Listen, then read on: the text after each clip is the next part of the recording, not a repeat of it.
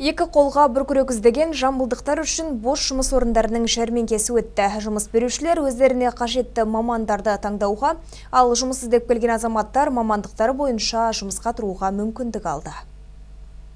Түйіндемесін тарқатып жұмыс берушімен жүздескен Жанардың мақсаты бір. Айлық ақысы тұрақты болса, тірлікке білек сыбана кірісе кетпек. Бастысы тізіле отырған жұмыс берушілердің көңілінен шығу. Бүгінгі жәрмеңкеде әртүрлі мамандықтар бойынша 180 бос орын бар екен айтылды.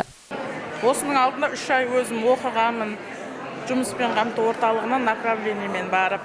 Сол енді бітіріп нақты жұмыс іздеп өзім мамандығым бойынша тауып алдым. Халықты жұмыспен қамтып жаппай кәсіпкерлікті дамытудың 2017-2021 жылдарға арналған бағдарламасы бұқараға берілген мүмкінді. Өйткені жоба аясында жастар практикасы, ақылды қоғамдық еңбек, әлеуметтік жұмыс орындары, кәсіптік оқыту, шағын несие алу бойынша халыққа кеңес берілуде. Бұл жерге келген азаматтар Б корпусы әкімшілік мемлекеттік қызметіне немесе құқық қорғау органдарына қызметке тұру үшін және де басқа да осы қаламызда орналасқан бос орындардың туралы ақпарат ала алады.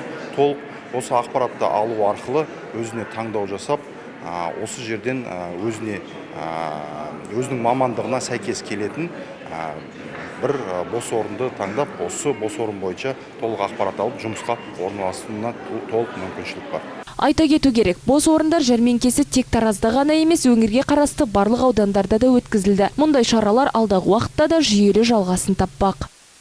Асел Ишанбек, Санат Аралбек, Леспек Абжапар, 7/7 News.